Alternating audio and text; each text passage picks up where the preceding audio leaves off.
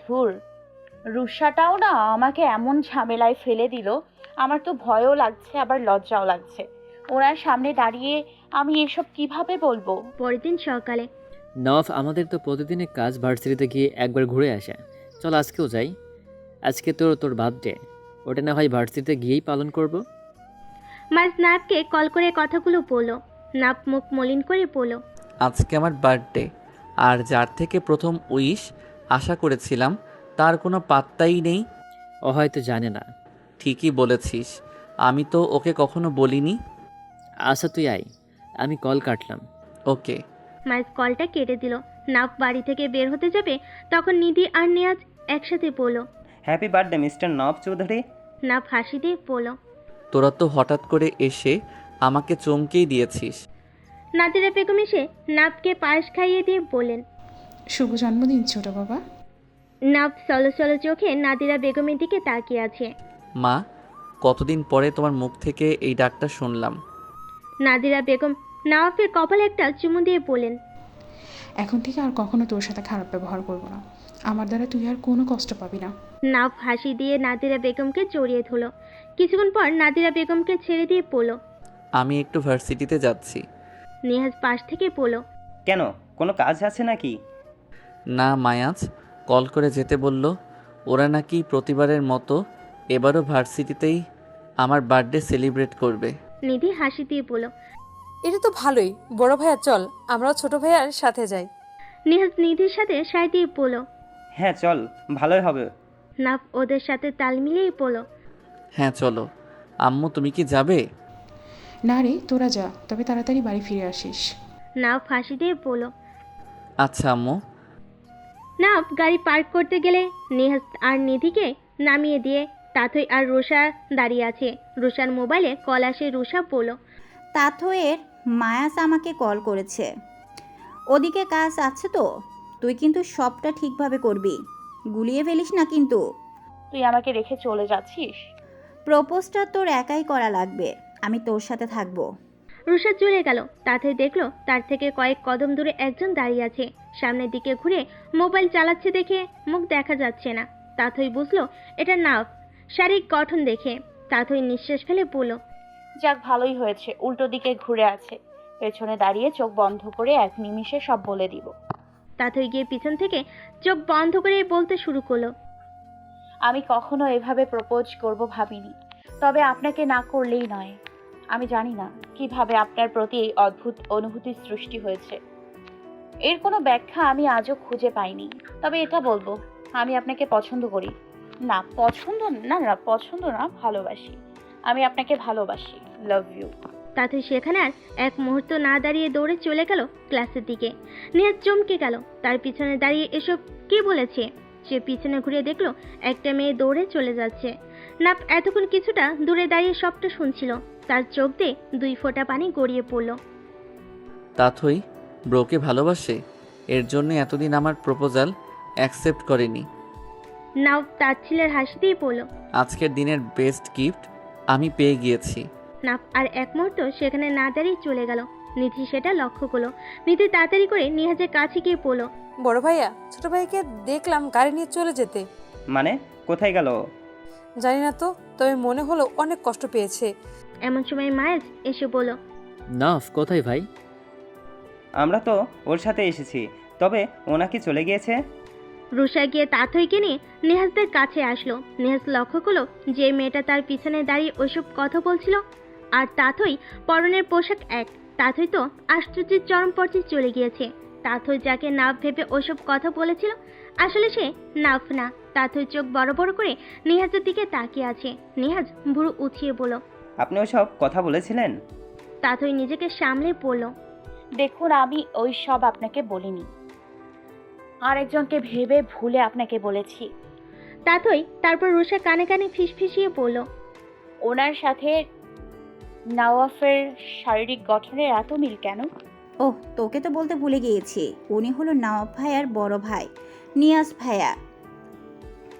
মায়া পাপা আমাকে ছবি দেখিয়েছিল, আর ভাই তো হয়তো এজন্যই মিল আছে। তবে তুই কি করেছিস? তাথই আর কিছু না বলে ভার্সিটি থেকে বাড়ির দিকে চলে গেল। বাড়িতে গিয়ে নাফকে বারবার কল করছে, কিন্তু সে কেটে দিচ্ছে। নাফ সিদ্দিক সাহেবের কবরের পাশে বসে আছে, তার চোখ দিয়ে পানি গড়িয়ে পড়ছে। আমার সাথে এমন কেন হয় বাবা? এমন কেন করলে আমার সাথে তাথই?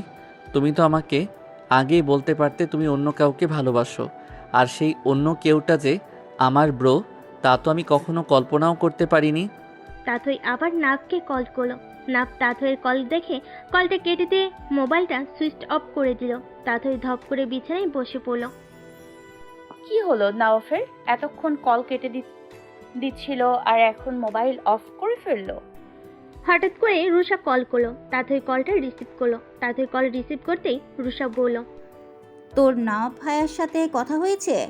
আরে না, কতবার কল করলাম, কল কেটে দিচ্ছিল, আর এখন তো মোবাইলে অফ করে দিয়েছে। শোন, নওয়াব ভাইয়ের ছোট বোন নিধি দেখেছে, উনি ভার্সিটির সামনে থেকে চলে গিয়েছেন। আমার মনে হচ্ছে ভাইয়া দেখেছেন যে তুই নিয়াজ ভাইয়াকে প্রপোজ করেছিস। ধুর, ওনাকে কে প্রপোজ করেছে? আমি তো ভেবেছিলাম নওফ। তাই না ওসব বলে দিয়েছি। কি যে করব এখন? নওয়াব ভাইয়ার সাথে যোগাযোগ করার চেষ্টা কর, আমিও দেখি কি করা যায়। রুষা কলটা কেটে দিল। তাথইর হঠাৎ মনে পড়লো নাফের মন খারাপ থাকলে সে তার বাবার কবরের সামনে গিয়ে বসে থাকে। তাথই আর এক মুহূর্ত দেরি না করে বাড়ি থেকে বের হয়ে গেল। তাথই সেখানে গিয়ে দেখলো তার ধারণাটাই ঠিক, নাফ তার বাবার কবরের পাশে বসে আছে। তাথই স্বস্তির নিঃশ্বাস ফেলে নাফের পাশে গিয়ে বসলো। নাফ তাথইকে দেখে উঠে দাঁড়িয়ে বলল, তুমি এখানে কেন এসেছো? তাথইও উঠে দাঁড়িয়ে নাফের সামনে গিয়ে বলল, আপনি আমার কল ধরছিলেন না কেন? কতবার করে কল করেছি। দেখো তাথই, আমি তোমার সাথে কোনো কথা বলতে চাচ্ছি না। যাকে ভালোবাসো তাকে নিয়ে ভালো থাকো। কি সব বলছেন আপনি? আমার কথাটা তো একবার শুনুন। প্লিজ তাথই, আমি তোমার কোনো কথা শুনতে চাই না। নাফ আর সেখানে না দাঁড়িয়ে বাড়ির দিকে রওনা করলো। তাথই ঠাই দাঁড়িয়ে আছে। উনি আমার একটা কথা শোনার প্রয়োজন বোধ করলেন না। নাফ তার রুমে গিয়ে দরজা বন্ধ করে বসে আছে। তার রুমের ল্যান্ডলাইনে কল আসলো। নাফ ধরতে না চেয়েও ধরলো। ওপাশ থেকে মায়াজ বলল, মোবাইল অফ করে রেখেছিস কেন? তোর সাথে জরুরি কথা আছে। পরে শুনবো নে, আমার ভালো লাগতেছে না। নাফ কলটা কাটতে গেলে মায়াজ বলল। তাথই তোকে ভালোবাসে নফ। নাফ কিছুক্ষণ চুপ থেকে বলল, কী সব বলছিস তুই? আমি নিজের চোখে দেখেছি ও ব্রোকে প্রপোজ করেছে। সেটা তুই ভেবে, কারণ নিয়াজ ভাইয়ার আর তোর শারীরিক গঠন প্রায় একই। তাথই বুঝতে পারেনি। আর আমরা এটা অনেক আগে থেকেই জানি যে তাথই তোকে ভালোবাসে, কিন্তু বলার সাহস পাচ্ছিল না। আজকে বলতে চেয়েছিল, কিন্তু সব উল্লট পালট হয়ে গিয়েছে। আচ্ছা, আমি রাখছি। নাফ উঠে দাঁড়িয়ে বলল, ইস, আমি কত বড় ভুল করে ফেলেছি। আমার একবার তাথইয়ের কথা শোনা উচিত ছিল না। এখনই ওর সাথে দেখা করতে হবে। নাফ তাথইয়ের সাথে দেখা করার জন্য বাড়ি থেকে বের হতে গিয়ে থেমে গেল। আম্মুকে বলে যাই, না হলে আবার চিন্তা করতে পারে। নাফ নাদিরা বেগমের রুমের সামনে গিয়ে থেমে গেল। সে শুনতে পেল নিহাজ নাদিরা বেগমকে বলছে, আম্মু, নওয়াফের হাতে আর বেশি সময় নেই। ডক্টর আঙ্কেল আজকে কল করে যেতে বলেছেন নওয়াফকে নিয়ে একবার। ওর ব্রেন টিউমারের অবস্থা ভালো না, এখন একটু ঘন ঘন চেক আপ করানো লাগবে। নাফ কথাগুলো শুনে থমকে দাঁড়িয়ে আছে। তার যেন নড়াচড়া করার শক্তি হারিয়ে গেছে। নিহাজ দরজার দিকে তাকিয়ে নাফকে দেখে চমকে গেল। সে দ্রুত নাফের কাছে এগিয়ে গিয়ে বলল, নওয়াফ, তুই এখানে? নাফ নিহাজের দিকে তাকিয়ে আছে হা করে। তার চোখ থেকে দু ফোঁটা পানি গড়িয়ে পড়ল। সে কিছুক্ষণ চুপ থেকে পড়ল। এত বড় একটা বিষয় তোরা আমার থেকে এতদিন ধরে লুকিয়েছিস? নাদিরা বেগম এসে নাফের হাত ধরে পড়ল। দেখ বাবা, তোর কিছু হবে না, তুই কোনো চিন্তা করিস না। নাফ তাচ্ছিলের হাসি দিয়ে পড়ল। আম্মু, আমি তো সবটা শুনলামই। নিধি ততক্ষণে এসে পড়েছে নাদিরা বেগমের রুমে। সে বুঝতে পারল নাফ সবটা জানতে পেরে গেছে। নিধি নাফকে জড়িয়ে ধরে পড়ল, ছোট ভাইয়া, তোর কিছু হবে না, দেখিস আল্লাহ তোকে ঠিক করে দেবে। নাফ নিধিকে সামনে দাঁড় করিয়ে বলল। তুই সবটা জানতি? নিধি মাথা নাড়িয়ে হ্যাঁ সূচক জবাব দিল। নাফ কিছুক্ষণ নিধির দিকে তাকিয়ে থেকে বলল, তুই তো আমাকে সব বলিস, এটা কেন বলিস না? এটা কিভাবে বলতাম ভাইয়া? এই কথা বলার সাহস আমার হয়ে ওঠেনি। নাফ আর সেখানে এক মুহূর্ত না দাঁড়িয়ে তার রুমে চলে গেল। নিহাজও তার পিছু পিছু গেল। নাদিরা বেগম কাঁদতে কাঁদতে বিছানায় বসে পড়লেন। নিধি ওনাকে সান্ত্বনা দিচ্ছে, তবে তার চোখ দিয়েও একইভাবে পানি পড়ে চলেছে। নাফ তার রুমে গিয়ে ইজি চেয়ারে বসে পড়ল। সে কিছুতেই সবটা মেনে নিতে পারছে না। নিহাজ গিয়ে তার পাশের ছোফায় বসে পড়ল। দেখ ভাই, তুই এসব নিয়ে এত ভাবিস না, তুই ঠিক হয়ে যাবি। নাফ তার ছিলার হাসি দিয়ে কিছুক্ষণ চুপ থেকে বলল, ব্রো, আমি কিছুক্ষণ একা থাকতে চাই। তোকে এই অবস্থা আমি একা থাকতে দিব না। চিন্তা নেই, আমি কিছুই করব না। এমনি তো কিছুদিন পরে চলেই যাব। তা কিছুদিন আগে নিজের চেষ্টায় গিয়ে পাপ বাড়িয়ে লাভ আছে কি? না, উল্টাপাল্টা কথা বলিস না তুই। কিছু হবে না তোর, আর তুই কোথাও যাবি না। ব্রো প্লিজ, আমাকে একটু একা থাকতে দাও। নিহাজ আর কিছু না বলে নাফের রুম থেকে চলে গেল। নাফের চোখের সামনে তাথইয়ের মুখটা ভেসে উঠল। না, আমি আমার এই জীবনের সাথে তোমার অমন রঙিন জীবনটা জড়িয়ে নষ্ট করতে চাই না। তুমি যদি আজ এই দূরত্বে কষ্টে পাও, তোমাকে না হয় আর একটু কষ্ট দিব। আমি মরে গেলেও যেন তোমার কোনো আফসোস না থাকে, শুধু আমার প্রতি ঘৃণাটাই যেন বিদ্যমান থাকে। কথাগুলো বলে নাফ চোখ বন্ধ করে বসে রইল। কিছুক্ষণ পর বসা থেকে উঠে দাঁড়িয়ে নাদিরা বেগমের রুমে গেল। সেখানে গিয়ে দেখলো সবাই একসাথে বসে আছে। নাফ গিয়ে হাসি দিয়ে বলল, কেউ কি মারা গেছে নাকি? এমন মনমরা হয়ে বসে আছো কেন তোমরা? আমার তো আজকে বার্থডে, কিছু তো সেলিব্রেট করো। এটাই হয়তো আমার শেষ বার্থডে হবে, তাই প্লিজ এমন মনমরা না থেকে আজকের দিনটা উপভোগ করো। নাদিরা বেগম এসে নাফকে জড়িয়ে ধরে বললেন, এটা কেন তোর শেষ জন্মদিন হবে? এই দিন তোর জীবনে বারবার আসবে ইনশাআল্লাহ। আমি জানি আমার আল্লাহ তোর সাথে খারাপ কিছু করবেন না। আমার নামাজ পড়লে প্রতি মুহূর্তে তোর সুস্থতা কামনা করি। আল্লাহ কখনোই আমাদের সাথে এমন অবিচার করবেন না। নাফ নাদিরা বেগমকে শক্ত করে জড়িয়ে ধরল। মনে মনে বলল, মৃত্যুকে আটকানো যদি এত সহজ হতো তাহলে প্রতিদিন শত শত মানুষ মারা যেত না।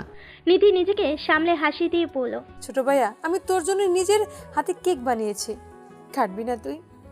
নাফ গিয়ে নিধির মাথায় হাত রেখে বলল, অবশ্যই কাটবো। এখন চলো সবাই আজকের দিনটা সুন্দরভাবে অতিবাহিত করি। তাথই তার রুমের বেলকনির চেয়ারে বসে নাফের কথা ভাবছে। একবারও আমার কথাটা শুনতে চাইলেন না আপনি নওয়াব। আমি মানলাম না হয় ভুল করেছি, তাও তো একবার আমার কথাটা শুনতে পারতেন। কাঠগড়ার আসামিকেও কিছু বলার সুযোগ দেওয়া হয়, কিন্তু আমার বেলায়। তাথই এইটুকু বলে থেমে গেল। সে নিজেকে আর সামলাতে না পেরে কেঁদে দিল। তাহিরা বেগম এসে তাথইকে কাঁদতে দেখে বললেন, কি হয়েছে মা তোর? তুই কাঁদছিস কেন? তাথই নিজেকে সামলে বলল, কিছু না আম্মু, এমনি। তাহিরা বেগম তাথইয়ের কাঁধে হাত রেখে বললেন, এমনি কেউ কাঁদে? কি হয়েছে বল আমায়। তাথই কিছুক্ষণ চুপ থেকে তাহিরা বেগমকে সবটা বলল। তাহিরা বেগম সবটা শুনে বললেন, এত কিছু ঘটে গেছে আর আমি কিছুই জানি না। তাথই মুখ গোমরা করে বলল, তুমি বলেছিলে ওই লোক ভালো, দেখছো ওই লোক মোটেও ভালো না। ওই লোকের জন্য আমার চোখে পানি এসছে। তাহিরা বেগম হাসি দিয়ে বলেন, আমার মেয়ে শেষমেশ ওই ছেলের প্রেমেই পড়লো। তাথই মুচকি হাসি দিয়ে চুপ করে রইল। তাহিরা বেগম বললেন, তবে একটা জিনিস কিন্তু সত্যি, মেয়েরা প্রথমে যেই ছেলেকে পছন্দ করে না, পরে সেই ছেলেরই প্রেমে পড়ে। যেমন প্রথমে আমি তোর বাবাকে একটু দেখতে পারতাম না, কিন্তু পরে তোর বাবার প্রেমেই পড়েছি। মামে একসাথে হেসে দিল। তাথই কিছুক্ষণ পরে হাসি থামিয়ে বলল, তবে আমার তো প্রেমেই হলো না, তার আগেই সব শেষ। তাহিরা বেগম তাথইয়ের কান টেনে বললেন, বেয়াদব মেয়ে, মায়ের সামনে প্রেম নিয়ে কথা বলে। আউ, ব্যথা পাচ্ছি তো আম্মু। আর মা যদি মেয়ের সামনে তার প্রেমের ইতিহাস বলতে পারে, তাহলে মেয়েও পারে। তাহিরা বেগম তাথইয়ের পিঠে হালকা করে একটা থাপ্পড় মেরে বললেন, ওই ছেলে যদি তোকে সত্যিই ভালোবাসে, ও ঠিকই তোর কাছে ফিরে আসবে। তাই এত কান্নাকাটি করে মনোবল হারিয়ে ফেলিস না। তাহিরা বেগম কথাগুলো বলে তাথইয়ের রুম থেকে চলে গেলেন। তাথই মোবাইল হাতে নিয়ে নাফকে কল দিতে গিয়েও থেমে গেল। না, আমি তো কল দিব না। আমার যদি দোষ হয় অমন কাজ করে, তাহলে উনিও সমান দোষ করেছেন আমার কথা না শুনে। পরদিন সকালে ভার্সিটি গেটের সামনে দাঁড়িয়ে আছে নাফ। একটু পরে দেখলো তাথই ভার্সিটিতে আসছে। তাথইকে দেখে নাফ তার কাছে এগিয়ে গেল। তাথই নাফের সাথে কথা না বলে চলে যেতে গেলে নাফ তার হাত ধরে হ্যাঁচকা টান দিয়ে তার সামনে এনে দাঁড় করালো। তাথই চোখ রাঙিয়ে পড়ল। আপনি আমার হাত ধরে এমন টান দিলেন কেন? কালকে কি ঘটেছিল সবটা আমাকে মায়াজ বলেছে। ও আচ্ছা, তাহলে নিজের ভুল বুঝতে পেরে সরি বলতে এসছেন? নাফ ভ্রু কুচকে বলল। কি সরি বলবো? তাও তোমাকে? তুমি এটা ভাবলে কি করে যে নওয়াব চৌধুরী তোমাকে সরি বলবে? তাথই অবাক হয়ে নাফের দিকে তাকিয়ে আছে। নাফ আজকে প্রথমবার তার সাথে এমনভাবে কথা বলছে। নাফ তাথইকে অবাক হয়ে তাকিয়ে থাকতে দেখে বলল,